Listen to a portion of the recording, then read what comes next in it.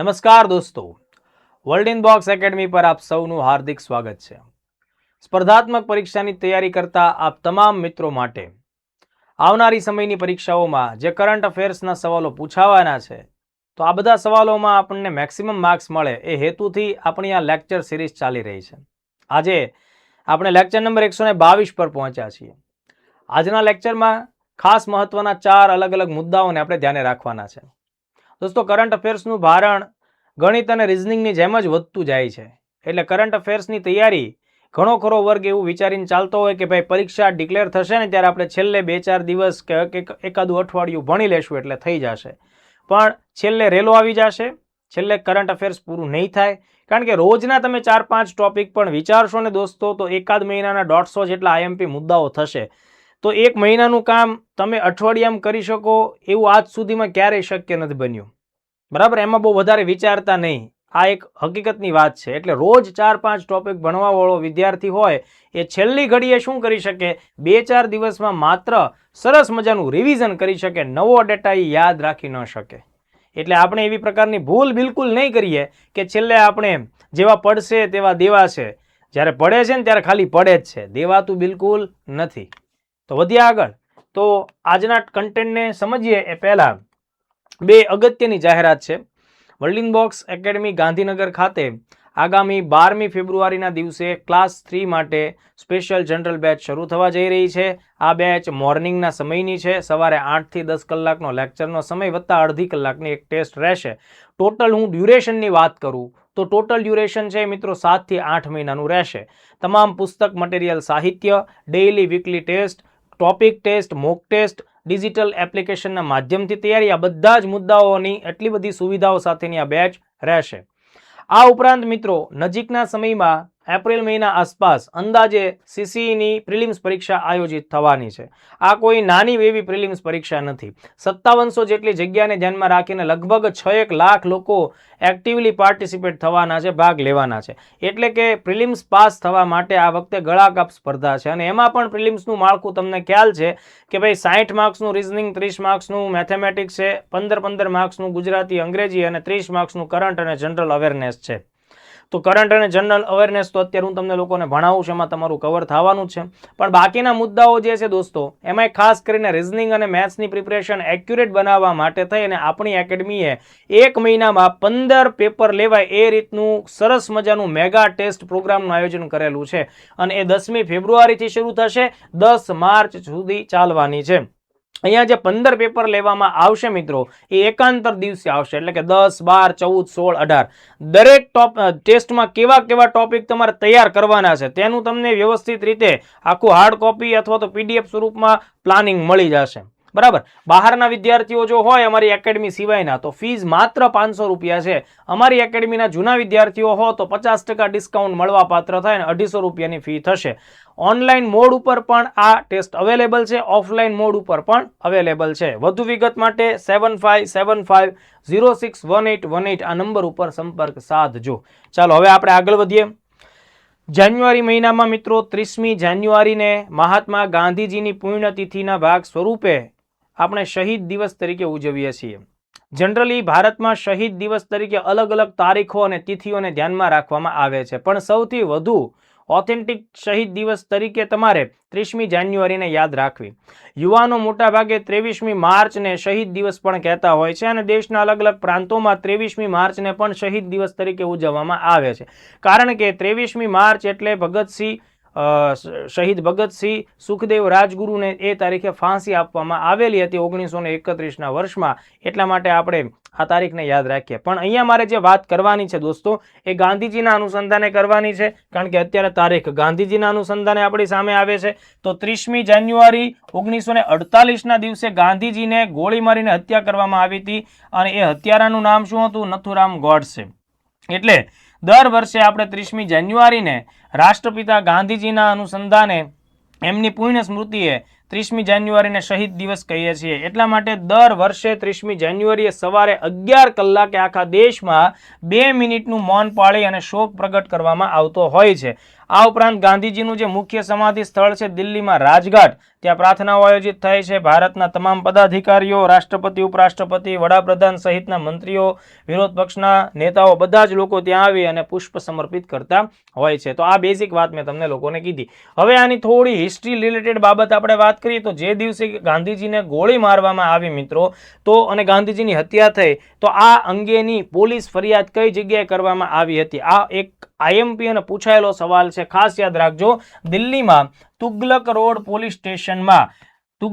Police સ્ટેશનમાં નંદલાલ મહેતાએ FIR નોંધાવી હતી અને એ એફઆઈઆરનો સમય પણ છે એ યાદ રાખજો, સાંજનો 9:45 સમયગાળો હતો. ગાંધીજીને ગોળી 5:17 મારવામાં આવેલી હતી. બરાબર, તો આ બેઝિક વાત મેં તમને લોકોને કીધી. હવે આ જે આરોપીઓ છે, જે હત્યારાઓ છે, એમની સાથે શું વ્યવહાર કરવામાં આવ્યો? તો અહીંયા જુઓ, મુખ્ય આરોપીઓ જે છે નથુરામ ગોડસે અને એના સહાયક હતા નારાયણ આપ્ટે. આ બંને લોકોને 15મી નવેમ્બર 1949ના દિવસે હરિયાણાનું જે અંબાલા છે, અંબાલાની જેલમાં ફાંસી આપવામાં આવેલી. તો નથુરામ ગોડસે અને એની સાથે કોને? નારાયણ આપ્ટે. મોટાભાગના વિદ્યાર્થીઓને શું ખબર હોય કે ગાંધીજીની હત્યા કરનારો માણસ કોણ છે? નથુરામ ગોડસે. અને ગોળી મારવા વાળો માણસ કોણ છે? નથુરામ ગોડસે. બરાબર, તો ફાંસી કોને થાય? નથુરામ ગોડસેને. પણ આપણે સ્પર્ધાત્મક પરીક્ષામાં માત્ર પાસ નહીં, સારા માર્ક્સે આગળ વધી મેરિટ અને રેન્ક લાવવાનો છે. તો એ રેન્ક લાવવા માટે આપણને વસ્તુનો ખ્યાલ હોવો જોઈએ કે નથુરામ ગોડસે વત્તા નારાયણ આપ્ટે આ બંનેને ફાંસી થઈ હતી. ચુકાદો આપનાર જજ કોણ હતા? આત્માચરણ તરીકે. એટલે એ તમારે નામ યાદ રાખવાનું રહે. તો ચલો, આટલા ફેક્ટ આપણે ખાસ ધ્યાન રાખીએ. બીજી એક ખાસ વાત કે ગાંધીજી રક્તપિત્તના દર્દીઓની સારવાર માટે પણ જાણીતા છે. બરાબર, એટલા માટે ગાંધીજીની જે પુણ્યતિથિ છે એને વિશ્વ સ્તર ઉપર વિશ્વ રક્તપિત્ત દિવસ તરીકે પણ આપણે ઓળખીએ છીએ. વર્લ્ડ લેપ્રોસી ડે પણ કહેવાય. આ વાત આપણે એકદમ ધ્યાન રાખીએ, ભૂલીએ નહીં. વિશ્વ રક્તપિત્ત દિવસ એ 30મી જાન્યુઆરીને ઓળખવામાં આવે છે. એટલે ગાંધીજીની જ જે પુણ્યતિથિ છે એને આપણે બે દ્રષ્ટિકોણથી ઓળખીએ છીએ. વિશ્વભરમાં આપણે લેપ્રોસી એટલે અંગ ખરી જવાની જે બીમારી, ચેપી બીમારી છે. બરાબર, તો ઘણા બધા લોકો એનાથી આજની તારીખે પણ પીડિત છે. તો આ આખી બાબત તમારા માટે મહત્વની થાય છે. ચાલો, હવે એનાથી આગળ ભારતીય રેલવેએ ગુજરાતમાં એક ખૂબ મોટી સફળતા પ્રાપ્ત કરી છે. મિત્રો, ભારતની રેલવે જે મોટાભાગે ડીઝલ કે કોલસાથી ચાલતી હોય, કોલસો બાળીને વિદ્યુતથી ચાલતી હોય, પણ ડીઝલનો પણ બહુ મોટો ફાળો છે. તો અત્યારે સાબરમતીથી એટલે કે અમદાવાદથી મહેસાણા વચ્ચે એક ખાસ એવી ટ્રેન દોડાવવામાં આવી રહી છે સફળતાપૂર્વક કે જેનું જે ફ્યુઅલ છે દોસ્તો એ એલએનજી છે. એલએનજી એટલે કે વાયુ ગેસ છે. કયો? તો કે લિક્વિફાઈડ નેચરલ ગેસ. બરાબર, એટલે કે નેચરલ ગેસ, કુદરતી વાયુ દોસ્તો, કે જેનો મુખ્ય ઘટક મિથેન હોય છે, તેને ખૂબ જ નીચા તાપમાન ઉપર લઈ જવામાં આવે એટલે કે લગભગ -162 ડિગ્રીએ, ત્યારે એ સામાન્ય રીતે પ્રવાહી સ્થિતિમાં આવતો હોય છે. એટલે લિક્વિફાઈડ નેચરલ ગેસ એટલે કે પ્રવાહી મિથેન વડે ઉર્જા આપી અને ટ્રેન ચલાવવામાં આવે છે. અને આ પ્રકારે ભારતમાં એલએનજી થી ચાલતી પહેલી ટ્રેન આપણા ગુજરાતમાં ચાલુ થઈ છે. એટલે આ પ્રશ્ન આપણા માટે જાણવો ખાસ જરૂરી છે દોસ્તો. અહીંયાથી ખાસ સવાલ આવી શકે. હવે જો ડીઝલનો જ ટોટલ આપણે ઉપયોગ અત્યાર સુધી કરતા હોઈએ તો ડીઝલને લીધે ઘણો બધો વાયુ પ્રદૂષણનો પ્રશ્ન સામે આવે છે, ગ્રીનહાઉસ ગેસ અને પબ્લિક હેલ્થના ઇસ્યુ પણ સામે આવે છે. અને ડીઝલ પ્રમાણસર મોંઘું પણ પડે છે દોસ્તો. એટલે કે એની લીધે સરકાર ઉપરનું કોસ્ટિંગ, આર્થિક ભારણ વધે છે. જ્યારે તમે એલએનજીનો ઉપયોગ કરો છો તો તમે પર્યાવરણની જાળવણીના દિશામાં પગલું ભર્યું એમ કહી શકાય. સરકારને થોડુંક સસ્તું કહી શકાય, એ પ્રકારનું પરવડે તેવું પરિવહન ચાલુ થયું એવું પણ કહી શકાય. અને આ સફળ પ્રયોગો છે દોસ્તો, એના લીધે ભારતના અન્ય સ્થાન ઉપર જ્યાં ડીઝલથી ટ્રેન ચાલતી હશે ત્યાં ડીઝલ વત્તા એલએનજી ડ્યુઅલ એન્જિન વાળી કોન્સેપ્ટ વાળું કામ થશે. એટલે હવે આ બધી બાબતોને વન બાય વન સમજી લેજો. ભારતીય રેલવેએ અમદાવાદ મહેસાણા એલએનજી ટ્રેન ચાલુ કરેલી છે. અમદાવાદ મહેસાણા, બરાબર, આજના ગુજરાત સમાચારમાં એવું લખ્યું છે અમદાવાદ મહેસાણા, અમદાવાદ પાટણ બંને રૂટ ઉપર ચાલે છે. એટલે આ રીતે કદાચ બે એંગલમાં પણ બાબત બની શકે, પણ મોટાભાગના સોર્સમાં અમદાવાદ મહેસાણાનો ઉલ્લેખ છે. તો ભારતની સૌપ્રથમ લિક્વિફાઈડ નેચરલ ગેસ એનો મુખ્ય ઘટક હોય છે મિથેન. પણ કયા સ્વરૂપે? તો કે ભાઈ પ્રવાહી સ્વરૂપે. મિથેનને પ્રવાહી સ્વરૂપ ઉપર લાવવો હોય તો -162°C જરૂર પડે. એટલે કે એ -150 થી જ્યારે નીચું તાપમાન જાય તો કોઈ પણ પદાર્થ ક્રાયોજેનિક અવસ્થામાં આવે છે એવું કહેવાય. એટલે -150 થી જ્યારે નીચા તાપમાનની વાત હોય એટલે ક્રાયોજેનિક કહેવાય. એટલે અહીંયા ક્રાયોજેનિક ટેકનોલોજી ઉપયોગમાં આવે છે એવું આપણે કહી શકીએ છીએ. ઓકે, તો આની સફળ ટ્રાયલ અત્યારના ધોરણે કમ્પ્લીટ થઈ. હવે આ જે ટ્રેન છે એ ડ્યુઅલ ફ્યુઅલ ટેકનોલોજી ઉપર ચાલે છે. જેમ તમારા મોબાઈલમાં કેમ ડ્યુઅલ સિમ કાર્ડ હોય છે, બરાબર, ઘરે વાત કરવાનો અલગ અને પર્સનલ વાત કરવાનો અલગ, એવી જ રીતે આ જે ડ્યુઅલ શબ્દ એટલે એક સાથે બે વસ્તુ હોવી. તો ડ્યુઅલ ફ્યુઅલ ટેકનોલોજી છે મિત્રો, તમે ખાસ ધ્યાન રાખજો. તો આ જે ટ્રેન છે ને એમાં બે ટાઈપના ફ્યુઅલનો ઉપયોગ થશે. એટલે કે બે ટાઈપના અલગ અલગ એન્જિન હશે. એક ડીઝલનું એન્જિન હશે જે ડીઝલ ઉપર ચાલશે. તમને ખ્યાલ છે અત્યારે ઘણી બધી કાર અને બાઇક પણ એવા આવવા માંડ્યા છે કે જે ડ્યુઅલ ફ્યુઅલ ઉપર કામ કરતા હોય. એટલે આપણે આ બાબતનું ખાસ ધ્યાન રાખશું. ઓકે, એટલે LNG ને પણ સાથે રાખવામાં આવશે. ઈંધણ ક્ષમતા અત્યારે ટ્રેન 2200 લીટરની ક્ષમતા એક સાથે ફૂલ ટાંકી કરાવો તો 2200 લીટર LNG સમાય છે, બરાબર. અને સાથે એ પણ ધ્યાન રાખવાનું છે કે ભાઈ આની કાર્યક્ષમતા કેટલી છે. તો કે એકવાર તમે ટાંકી ફૂલ કરી દો, બરાબર, એટલે 2200 કિલોમીટર સુધી આ ચાલવાની છે. તો એનો મતલબ કે ખૂબ લાંબા સમય સુધી, લાંબા અંતર સુધી ચાલશે અને દેશનું પરિવહન પ્રમાણમાં સસ્તું પડશે. એટલે આ બધા મુદ્દાઓ આપણા માટે જરૂરી છે. આનાથી ડીઝલ બચશે, પર્યાવરણને ફાયદો થશે, એવા પૃથ્વીનું તાપમાન વધારતા ગરમ વાયુઓ છે જેમ કે CO2 છે, નાઇટ્રોજનના ઓક્સાઇડ છે, એ બધું ઘટશે. અને તમને બધાને એક વાત ખ્યાલમાં હશે જ તે મિત્રો કે ભારત સરકાર નેટ ઝીરો લક્ષ્યાંકનો ટાર્ગેટ રાખે છે. નેટ ઝીરો લક્ષ્યાંક પ્રાપ્ત કરવું છે 2070 સુધીમાં. આપણે નેટ ઝીરો કાર્બન ઉત્સર્જન સુધી પહોંચવાનું છે. આ 2070 તો આપણને કોઈ ઊંઘમાંથી પૂછે તો પણ આવડવું જોઈએ, બરાબર, કારણ કે એટલો બધો IMP પ્રશ્ન થાય છે અને આ બધા મુદ્દાઓ દેશ માટે સારા કહી શકાય એવા છે, બરાબર. Make in India, green railway, આત્મનિર્ભર ભારત, એની સાથે પણ આ બાબતને તમે જોડી શકો છો. હવે હું તમને બીજું એક નાનું ફેક્ટ આપું કે અગાઉ વર્ષ 2015માં ભારતીય રેલવેએ, જેમ અત્યારે અહીંયા LNG ની વાત છે ને, એમ ભૂતકાળમાં 2015માં CNG થી ચાલતી ટ્રેન દોડાવવાનો જે પ્રોજેક્ટ ચાલુ કર્યો હતો એ હરિયાણામાં રેવાડીથી રોહતકની વચ્ચે. હવે જો CNG છે દોસ્તો, એનો પણ કમ્પ્રેસ્ડ નેચરલ ગેસ એટલે CNG નો પણ મુખ્ય ઘટક છે એ મિથેન જ હોય, બરાબર, CH4 મિથેન હોય. LNG માં પણ મિથેન છે, પણ અહીંયા દબાણપૂર્વક વાયુને ભરવામાં આવે છે. કમ્પ્રેસ્ડ નેચરલ ગેસ એટલે દબાણપૂર્વક એને પ્રવાહી સ્વરૂપે રાખવામાં આવે, એટલે એ સંપૂર્ણ પ્રવાહી હોતું નથી. દબાણ સહેજ પણ ઢીલું પડશે તરત વાયુમાં રૂપાંતરિત થશે. એની તુલનાએ LNG છે એ લાંબા સમય સુધી કેમાં રહેશે? લિક્વિડ કન્ડિશનમાં રહેશે, કારણ કે આ ટેમ્પરેચર ઘટાડવામાં આવે છે, દબાણ વધારીને કરવામાં આવતું નથી. એટલે આ બંનેનો મુખ્ય ઘટક CH4 મિથેન છે, પણ આ પ્રમાણસર વાયુમય અવસ્થામાં જલ્દી જઈ શકે છે. એટલે આને સ્ટોર કરવા માટે થઈને તમારે વિશાળ ટાંકીની જરૂર પડે, જ્યારે આ લાંબા સમય સુધી વન કાઇન્ડ ઓફ પરમેનન્ટલી કેમ પ્રવાહી હોય એ રીતે રહે છે. એટલે પ્રશ્ન પૂછાય છે ભારતની પહેલી CNG ટ્રેન તો 2015 રેવાડી રોહતક એટલે હરિયાણા, અને LNG પૂછાય છે તો ગુજરાત, અમદાવાદ, મહેસાણા LNGમાં. ઓકે, ચાલો વધીએ આગળ.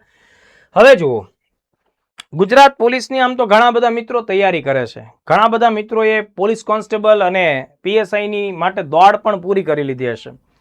તો ગમે તે પરીક્ષા હોય, આ ટોપિક તમારે જાણવો ખૂબ જરૂરી છે અને આ ટોપિક પરીક્ષાની દ્રષ્ટિએ અને સામાજિક બંને દ્રષ્ટિએ મહત્વનું છે.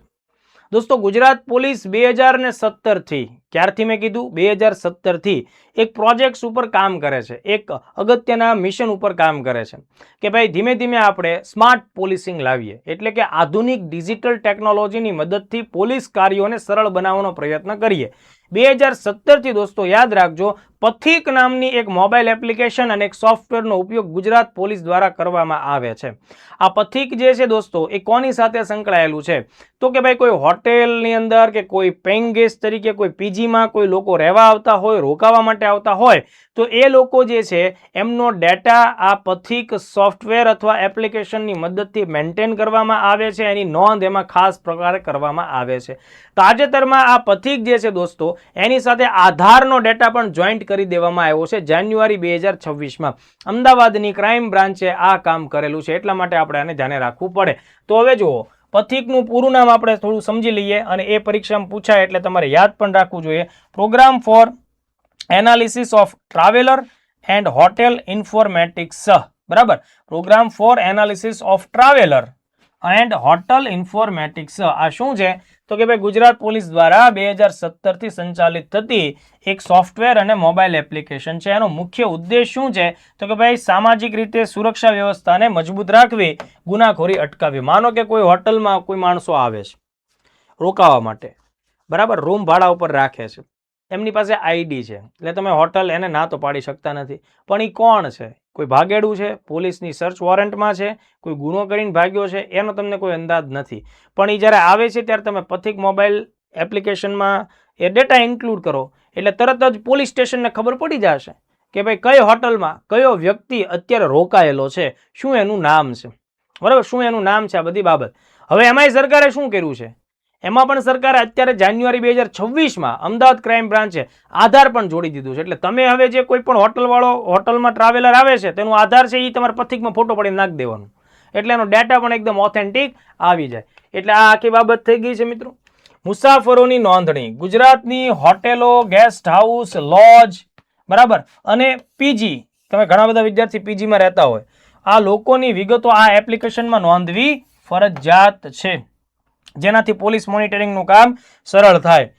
લોકોને શોધવા હોય તો એને તરત ખ્યાલ આવે કે ચલો ભાઈ આ પ્રકારના નામવાળો માણસ શું કોઈ હોટલમાં રોકાયેલો છે. જો ખરેખર એવું નથી કે ખાલી ગુનેગાર લોકોને શોધવામાં જ તે આ વસ્તુનો ઉપયોગ થાય. માનો કે કોઈ માણસ છે ઘર છોડીને ભાગી જાય, કંટાળી જાય, એવા કેસ છે. આ લોકો 50 જેટલા એવા કેસ ગોત્યા છે કે જે લોકો ઘર છોડીને ભાગી ગયા હોય, બરાબર, લોકોને એમ થાય કે સુસાઇડ કરી લેશે, પણ એવું ન હોય, એ કોઈ હોટલમાં રોકાયેલા હોય તો એ પથિક ઉપરના ડેટાને સ્કેન કરવાથી ખબર પડે. એટલે આજ સુધીમાં 50 જેવા ગુમ થયેલા માણસો છે દોસ્તો, એ પણ આ લોકોએ શોધી કાઢેલા છે. તો આ બહુ આઈએમપી મુદ્દો છે.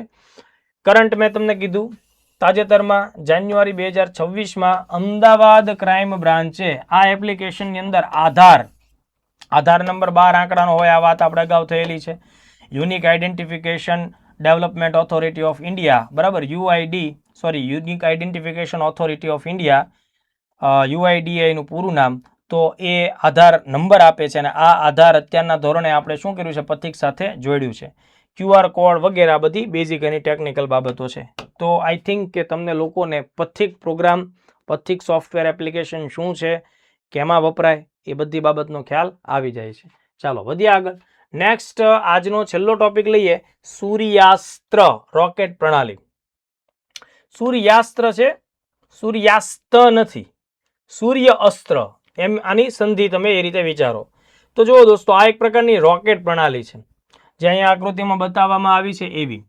સામાન્ય રીતે રોકેટ જે છે ને દોસ્તો, એ દુશ્મનોને આપણા ક્ષેત્રની અંદર ઘૂસતા રોકતા હોય છે, પ્રવેશતા રોકે છે. જ્યારે યુદ્ધની સ્થિતિ હોય ત્યારે લગાતાર બોમ્બાર્ડિંગ તમારે કરવું છે, દૂરના વિસ્તાર સુધી દારૂગોળો ફોડવો છે, તો મિસાઇલથી નાનું સ્વરૂપ કહેવાય. આમાં પ્રમાણસર ઓછી ટેકનોલોજી વાપરવામાં આવતી હોય તુલનાત્મક રીતે મિસાઇલ કરતાં ઓછી ટેકનોલોજી છે. તો રોકેટ ભારે ભરખમ વિસ્ફોટક પદાર્થને ઓછા સમયમાં ફાયર કરે અને એક સિક્યુરિટીનું કામ પ્રોવાઈડ કરે, બરાબર. તો અહીંયા ભારતે એક એવી લોન્ચર સિસ્ટમ બનાવી છે કે જેમાં અલગ અલગ ટાઈપના લોન્ચર્સને તમે અલગ અલગ ટાઈપના રોકેટના એક જ સિસ્ટમ, એક જ પ્રકારના પ્લેટફોર્મ ઉપરથી શું કરી શકો છો, લોન્ચ કરી શકો છો. નહીંતર જે ટાઈપનું તમારી પાસે રોકેટ છે તો એનું લોન્ચર પણ એ જ ટાઈપનું હોવું જોઈએ. સીધી વાત છે. તમે જે પ્રકારની પેન વાપરો છો એમાં રિફિલ એ જ સાઇઝની હોવી જોઈએ, બરાબર. ગમે તે રિફિલ એમાં નાખો તો એ ચાલવાની નથી જ તે. પણ ભારત સરકારે એક યુનિવર્સલ લોન્ચર બનાવ્યું છે કે જેમાં ગમે તે ટાઈપની રિફિલ નાખશો ને એ પેન કામ કરશે, એ એડજસ્ટ થશે અંદરથી એની ટેકનોલોજી. તો આ એ જ રીતનું આખી બાબત છે. સૂર્યાસ્ત્ર એ ભારતનું કેવું છે, પ્રથમ આવે એટલે ચોટલી ખીતો થવી જોઈએ કે અચ્છા પહેલી વાર છે ને તો મને પૂછાશે. પ્રથમ સ્વદેશી universal multi calibre rocket launcher છે. યુનિવર્સલ એટલે તમામ પ્રકારના રોકેટને હું ફોડી શકું, આ ભાઈનું કહેવાનું એ રીતનું છે. હવે મહત્વની વાત કે કોણે બનાવી, તો ધ્યાન રાખજો, પુણેમાં NIBE નામની એક પ્રાઇવેટ કંપની છે, નીબે લિમિટેડ, તેણે ઇઝરાયેલની એલ્બિટ સિસ્ટમ જે કંપની છે એ બંનેએ મહેનત કરી છે. આ એલ્બિટની મદદ લઈ અને આ સહયોગથી આ તૈયાર કરાયેલી છે. એટલે બહુ જ આઈએમપી મુદ્દો થઈ ગયો. ઓકે, એટલે પુણા ખાતે નીબે લિમિટેડ નામની ભારતની પ્રાઇવેટ કંપનીએ ઇઝરાયેલની કંપનીની સાથે ટાઈપ કરીને બનાવ્યું છે. હવે કોઈ પણ રોકેટ કે મિસાઇલમાં રેન્જ વિશે આપણે વાત કરવી પડે, નહીંતર મિસાઇલ રોકેટને ખોટું લાગે અને દૂરની જગ્યાએ નજીકમાં ફૂટી જાય. તો એની મારક ક્ષમતા કહેવાય, પ્રહાર ક્ષમતા કહેવાય, એટેકિંગ રેન્જ કહેવાય 150 થી લઈ અને 300 કિલોમીટર, એટલે 150 ના ડબલ કરો, 150 થી 300 સુધીના વિસ્તારમાં દુશ્મન હોય તો આ ત્યાં સુધીની રેન્જ એની ધરાવે છે. જો તમને લોકોને યાદ હોય મિત્રો તો મેં તમને આગળના કોઈ એક લેક્ચરમાં Pinaka long range guided rocket system ભણાવી છે 120 કિલોમીટર. હમણાં જ તે થોડા સમય પહેલા મતલબ ડિસેમ્બરના 1 કે 2 દિવસની વાર હતી ત્યારે લોન્ચ આનું ટેસ્ટિંગ થયું હતું અને મેં તમને ત્યારે ખાસ કીધું હતું પૂછાશે. તો આ એક પ્રકારનું રોકેટ છે, 120 કિલોમીટરની પ્રહાર ક્ષમતા ધરાવે. તો આવા કોઈ પણ રોકેટ હશે તો એ કામ કરશે. હવે આ અત્યારના ધોરણે કેપેબિલિટી પ્રમાણે ખૂબ સારું રોકેટ છે, પરફેક્ટ એનું હિટિંગ છે અને અમેરિકાની હિમર્સ નામની આવી રોકેટ લોન્ચિંગ સિસ્ટમ છે, હિમર્સ, તો તેની હરોળમાં મૂકી શકાય. એટલે હવે અહીંથી પ્રિલિમ્સનો બીજો એંગલ આવે, હિમર્સ રોકેટ સિસ્ટમ કયા દેશે બનાવી છે? અમેરિકાએ બનાવી છે. તો એ પણ આપણે ધ્યાને રાખીએ. શા માટે ચર્ચામાં છે? તો કે ભાઈ પ્રજાસત્તાક દિવસ 2026 77મો પ્રજાસત્તાક દિવસ છે, એની પરેડમાં સૌ પ્રથમ વખત એનું પ્રદર્શન કરવામાં આવેલું છે અને તાત્કાલિક ધોરણે સરકારે મતલબ ઇન્ડિયન આર્મીએ 293 કરોડનો ઇમરજન્સી કોન્ટ્રાક્ટ કરીને એ ખરીદવાની પ્રક્રિયા પણ હાથ ધરી છે. તો આ બધા ટોપિક તમારે શાંતિથી વાંચવાના. મારું કામ છે તમને આઈએમપી ટોપિક આપવા, એની પરફેક્ટ માહિતી આપવી, ટુ ધી પોઈન્ટ એક્ઝામનો એંગલ મારે તમને બતાવો. તમારું કામ છે કે એ વસ્તુને લેક્ચરમાં રિવિઝન કરતા રહ્યો, અહીંનો જે પીડીએફ આવે છે એને તમે વાંચતા રહ્યો, સમયાંતરે ભેગું કરીને એની પ્રિન્ટ કઢાવો. પણ રોજ જો આપણે સાથે મળીને કામ કરશું તો જ આપણે કરંટ નામના વિષય ઉપર પકડ જમાવી શકશું દોસ્તો અને એના માર્ક્સ સિક્યોર કરશું. દર રવિવારે તમારે લોકોએ, આપણે અહીંયા રજા હોય છે, રવિવારના દિવસે આપણો લેક્ચર નથી આવતો, બરાબર, સોમથી શનિવાર સવારે 8 વાગે આવે છે. તો રવિવારના દિવસે મિત્રો માત્ર 1 કલાકનો તમારી પાસે ટાઈમ હોવો જોઈએ. એ 1 કલાકમાં 6 લેક્ચર જે ભણ્યા ને એનું ક્વિક રિવિઝન, એની પીડીએફને સ્ક્રોલ કરો, મારા બધા શબ્દો તમને યાદ આવવા મળશે. જે કામનું હશે ફટાફટ યાદ આવી જશે. એટલે માત્ર પીડીએફ સ્ક્રોલ કરો, 1 કલાકમાં 25 થી 30 મુદ્દા તમે સ્ક્રોલ કરો એટલે રિવિઝન થઈ ગયું, બરાબર. ચાલો, તો આ રીતે તમે એનું રિવિઝન કરો. પાછા 123 નંબરમાં મળીશું. જય હિન્દ, જય ભારત.